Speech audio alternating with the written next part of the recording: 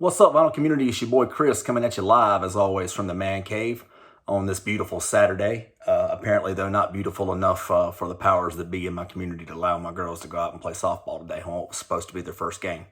So I'm still salty. I'm still not thrilled. Some local politics, bullshit, whatever. You'd have to live where I live to understand for me to explain it to you properly. But anyway, so a little down about that, but decided I would take the time or whatever to listen to a little jazz, unwind a little bit, drink a couple of beers, and then it hit me that I haven't dropped my tunes tag yet, my Jazz Vinyl Tag 2023, so here it is. All right, first of all, you guys will notice a different look. Well, today was picture day for my softball team, for my daughter's softball team. And as I'm one of the coaches, wanted to clean up. Didn't look like some homeless guy just invaded, my daughter's, pictures. And I've been sad about it ever since. I miss it, but it'll be back. Probably keep it like this throughout the season and throughout the summer in the hot South Carolina heat, and then let that bastard rise again in the fall. And yeah, you guys know how a wagon wheel. Anyway, first of all, cheers to you guys on this Saturday. I hope everybody's having a wonderful day, wonderful weekend. Those of you who did get to watch your kids play softball today, congratulations, and I'm jealous because, man, I was looking forward to it. Whatever. Anyway, again, just a little salty. Just a smidgen of salt, if you will.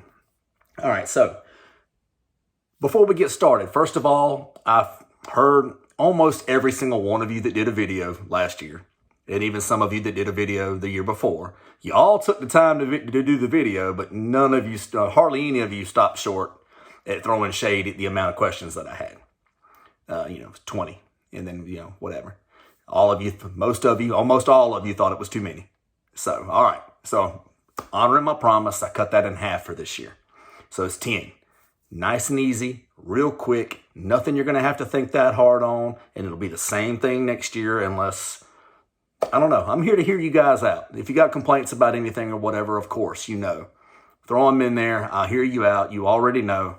But we're going to roll with 10 this year on this tunes tag, see how many videos we can get in. I haven't been very active on my channel the last 6 months, as you guys all know. So hopefully I get enough participation. But there is a prize this year, only because my stupid ass was dumb enough to pre-order a tone poet of Andrew Hill's Dance with Death twice.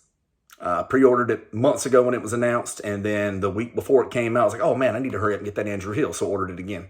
And then the day of release, they both showed up at my door. And I'm like, no, they sent me one by accident. Then I went back and checked my order history. No, I ordered it twice. And I could have just sent one back, got my money back, dealt with that whole spiel. But I really don't have time to go to the post office anyway, guys, honestly. I just don't. Full schedule these days. So this is what I'm going to do. Everybody that does a video, I'm going to give it, let's say, 60 days. 60 days from the time this video airs, which should be later today. And because I figure within 60 days, this tag should dry out, I would think. And what we'll do is I'll take every person who participated in the video. I'll drop your name in a hat. I'll pull them all out. And when I pull your name out, I'd like for you guys to be honest with me. When I pull your name out, if you already have this, tell me, and then I'll pull another name.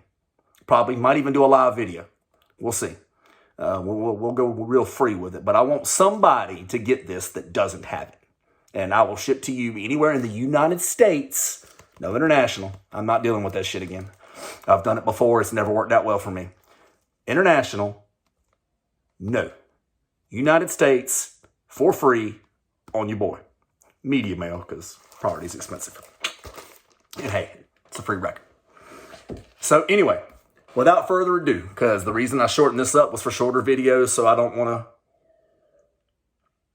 to be the one that starts that out on the wrong foot.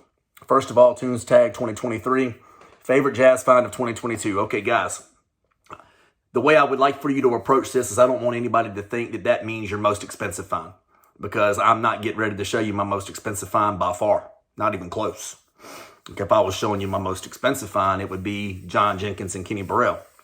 I paid a lot for that at Noble Records last year. But as much as I loved it and still love it, What my favorite find of the year? My favorite find of the year came in just right there at the end of the year. And guys, I had a big year. I found Hank Mobley dipping sealed, Thelonious Monk in San Francisco, original sealed.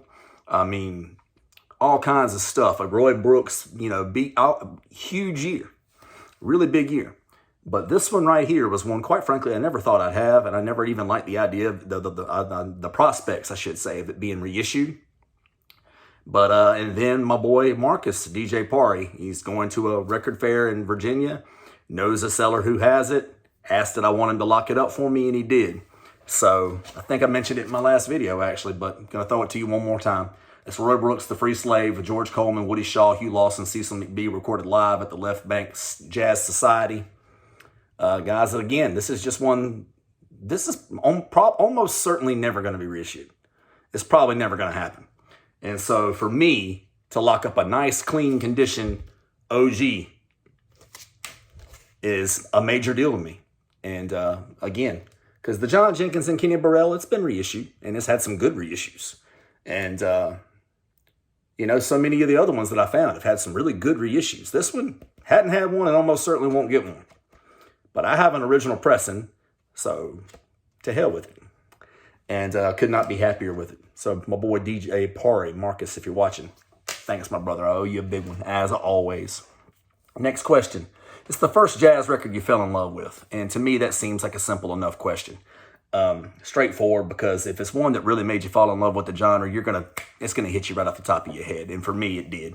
And it's Love Supreme, John Coltrane. That's what did it for me. Coming up, when I was into classic rock and hip hop and soul and all of that stuff, and I'm still into classic rock and hip hop and soul. But when I was coming up into all of that stuff, every greatest albums of all time list I ever looked at had two jazz albums on it. I Love Supreme, John Coltrane, Kind of Blue, Miles Davis. And so I'm like, okay, I need to at least own those. So I went, found myself a reissue of both. Kind of Blue, I liked it. I dug it, This one, I blew my mind. I could not believe it. I couldn't believe how great it was. I couldn't believe how inspired that I felt after the listen. I can't believe how much I still learn from it after every listen. I can't believe what I still take away from it after every listen. This is a masterpiece. It's a mega masterpiece. You got to have it. If you have a jazz collection, you have to have this. Do you have to have an original mono pressing like the one I sought out for myself? No. But you need to have a nice copy of this. And it's essential. Yeah. Original mono, Impulse, guys. Essential. Third question. The most far out record in your jazz collection. Okay, so I've got some far out shit. And I used to not like free jazz at all. I used to not. And then the more I go into it, like last year, big free jazz record year for me. Like I got into a huge Pharoah Sanders kick. I got into some Alice Coltrane. I got into some Ornette Coleman. I got into a lot of stuff last year and the year before. Really started to beef up my free jazz collection. But to me, the one, and it's from my favorite jazz artist that I still just can't get into. Every year I throw it on, hoping this will be the year that it gets me. This will be the year that it makes sense. And it hadn't done it yet. Maybe it will someday. I'm going to keep trying it. I hadn't tried it this calendar year yet, but it's Ascension by John Coltrane. And this is an original mono pressing. See, this is how much I love Coltrane. Is even though I don't get this album, and as of right now, I really don't like this album, I still sought out an original mono pressing because, God damn it, it's Coltrane. He's my favorite artist. I had to have it. If I could have an original mono pressing, I had to have it. It's just how I felt. And one of these days, damn it, I'm going to get this. I'm going to sit out in here one day and just vibe to this shit. And it's going to all make sense. But as of yet, for lack of better phrasing, it's just a lot of noise to me. Man, I can't wait for the day that changes. I think it's coming. I do. I think it's coming. Next up, a record from a lesser known jazz label. Okay, I went with one that I got recently. It's from, I think you pronounce it Xanadu, I think is the name of the label. The artist here is Jimmy Rolls. The name of the album is We Can Make Such Beautiful Music Together, and it's with George Mraz and Leroy Williams. Beautiful trio session. I love it. It was recommended to me again by my boy Marcus, who also grabbed this one for me. It's beautiful music. give you an idea of the label or whatever. There it is. Again, it's either Xanadu, something like that. But I've got several of their releases, and I've gotten several since I got this one because I dug the music so much. And I'm going to look forward to getting more going forward. But yeah, I had never heard of the label, and I'm really enjoying what I've got from them so far. I mean, I can't say anything else. Number 5 that I have is an artist only released as a session leader. One that immediately come to me is an artist that, as far as I'm aware of, only ever played on 2 sessions. And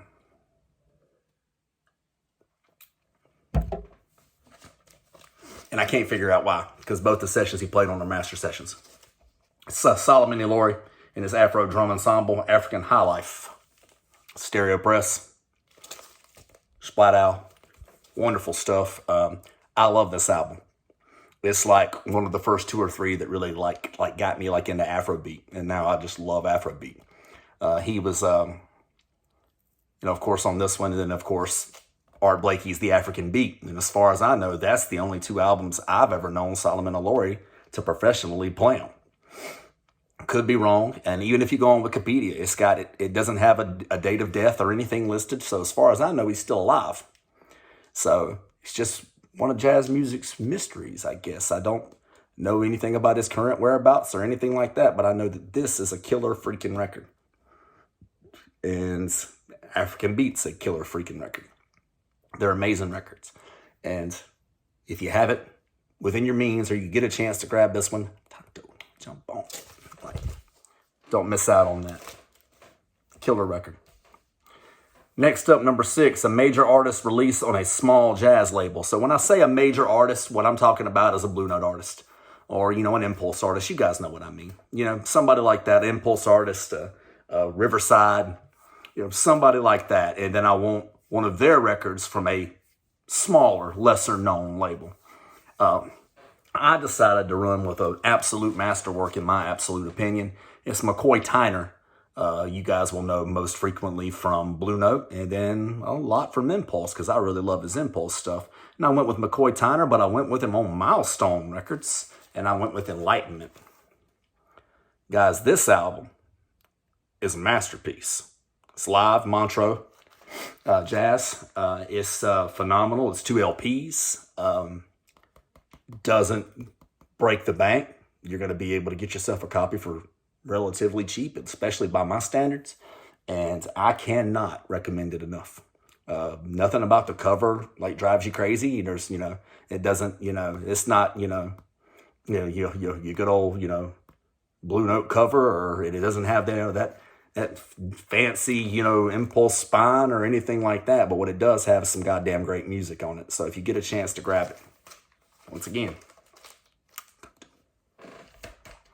So next up is a favorite early jazz album, favorite early morning jazz album, excuse me. It's just an album that you love to throw on early in the morning if you have a chance. And for me, I almost never have a chance to throw on music early in the morning. Unless you count late at night to early in the morning. So that's kind of how I'm spinning my pick. But the one that I came up with was Bill Evans Trio. And it's Sunday at the Village Vanguard. It's an album that if I have a chance, I love to throw it on a late Saturday night into early Sunday morning. And it's a masterwork. I mean, you're going to be hard-pressed to find too many albums in the history of jazz. More groundbreaking, more important, better. Yeah, you're going to have a hard time. And this here is a first stereo press on Riverside, but it's a first stereo Holland press. Got it a couple years ago.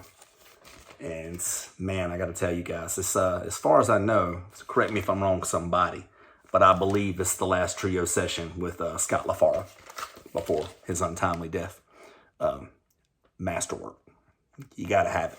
I mean, honestly, there's been some really great reissues of it. Really great and really expensive reissues of it, but you guys have got to have it. Next up, your favorite late night jazz album. So it's a question that kind of sort of doubles off of the other question, but it depends on your definition of how you swing it. For somebody like me, a lot of times I'm up at 1 o'clock in the morning listening to a record, and I might throw on, Sunday at the Village Vanguard, but that's still morning if you want to be technical about it. So For me, they kind of double off each other, and they could probably switch back and forth, but it's okay. I'm deciding to go with an album I found sealed in 2022. It's Thelonious Alone in San Francisco, solo piano by Thelonious Monk. And you guys can see how clean it is. Again, found it completely sealed. Noble Records. Last year. Masterwork. Matter of fact, man, now that I think about it, Tree, Supreme Love, if you ever watched this, I believe you grabbed it at Noble Records and then needed to make some money and sold it to me, and it ended up back to me while still sealed. Correct me if I'm wrong, but nothing more needs to be said, really. It's my all-time favorite jazz pianist, alone on a session, and it's just great. I love the cover. Monk on the cable car. It's great. And then, of course, my copy being in this hoe, it was sealed when I got it, it's just pristine condition. So it's just hard to beat it. Let me see. Okay, number 9, a jazz album that makes you think and inspires you. Okay, so so many interesting choices. I could have gone so many ways on this. I decided to go with one that I grabbed last year, one that you should have seen on my channel once already, maybe last year. I might have done an unboxing for it back when I was doing all those unboxings. But I decided to go with the recently departed Pharoah Sanders, Black Unity. And this is an original promo copy. That beautiful promo label, Impulse. Man, 2 numbers. Excuse me, it's 1 number across 2 sides. It's Black Unity Part 1 and Black Unity Part 2. 1 number, 2 sides, 30 some odd minutes, and it is just, it takes you all over the place. It's some master musicianship. It's some great, just mind-provoking and just thoughtful music. They banged it out, if I'm not mistaken. Correct me if I'm wrong, aficionados, guys that know more than I do. Even though I like to think I know a decent amount. I believe they banged this out in like 1 session, like a couple days. And this, I go back and forth. Sometimes I think this is my favorite Sanders album. I love it. It's phenomenal. And it always, again, it's thought-provoking. It makes me think. It inspires me. I absolutely love the record. Rest in peace. The man, the myth, the legend, the great Pharoah Sanders. Last question, a jazz album with great music and a boring cover. Okay, I could have gone a lot of ways with this because there's a lot, especially once you get outside of Blue Note, there's a lot of really great jazz albums with really boring covers. And I feel like they get passed over because of it. But with this one, it's one I can find more boring covers, but it's a really great record. And I felt like, the cover just doesn't do it justice, especially since this artist had so many great records on this label. But I'm going with Ornette and Tenor on Atlantic, Stereo Press. Going with that one. Because, it's colorful, but it's boring. They could have done something more than that. There's more you could do to do justice to a great record like this. It's an album that features Don Cherry. Yeah, Don Cherry and Jimmy Garrison and Ed Blackwell. It's a masterwork. It's a freaking great record. Is it his best record on Atlantic? No, but it's certainly up there, and you should certainly have it, especially if you're a Coleman fan. But just kind of felt like, kind of lacks. It's not a terrible cover, and I've got, like I said, worse and more boring in my collection, but for some reason, when I went to read this question just now, this is the first one that occurred to me. Like, yeah, Ornette and Tenor could have used a better cover. So, hey. That being said, I might throw this bastard on here in a minute because I love the record and I ain't heard it in a while. So, kicking it in the man cave. That's my 10 questions, guys. And because I like to talk, the video still ran 20 minutes. If I would have left out some of the small talk, it probably could have been 12 minutes. But you guys know I'm not going to do that. And I like to talk to you guys. I think that's kind of what sets my channel apart from a lot of other channels. Is I'm not just up here trying to knock out 5-minute videos. I like talking. And I like talking about music, and I like talking to you guys.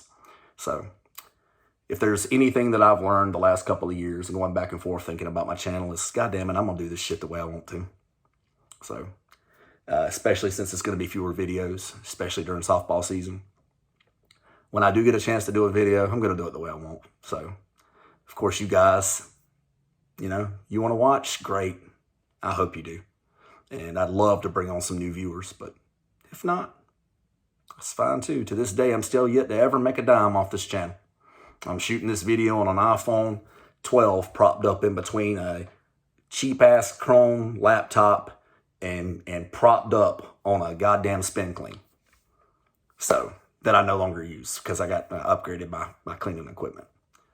But, hey, I can't wait to see what you guys all come up with for this one. Again, I'm going to list the questions underneath the description in this video for all of you guys who don't want to watch my video and write the bastards down. I'm going to list them all out for you, and then you guys have fun with this. That's all I really want. Just have fun with it. If you have any thoughts on the format, or if you think you'd like for me to take the format a different way going forward, let me know. Drop it in the comments. It's fine. There's no opinion you can give me that I won't take and think through. Unless you tell me to kill myself. I'm not doing that. But in terms of formats, channel, things like that, every thought you got, I will put into consideration, especially as pertains to the ToonTag 2023. So, without further ado, see who can knock out the first video, and see how many videos I could get over the weekend, and see how many videos I could get total. That would be great. Let's get it started, guys. I hope you all have a wonderful weekend. Cheers from your boy. Till next time, till next video.